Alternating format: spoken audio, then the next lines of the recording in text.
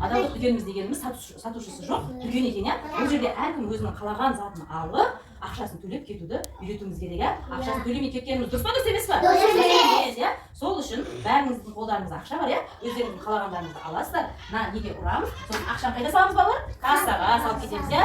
Ал енді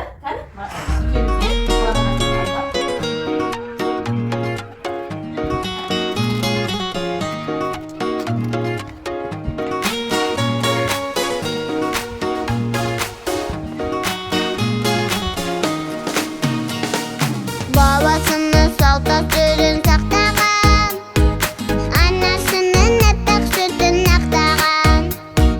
Болам десе бала бетін қақпаған. Бақшын төлемей кеттім, төлеу керек қой. Мен білмей қалыпты кем.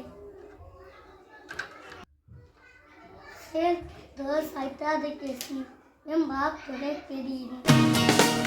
Babasının saltasörün saqtаған.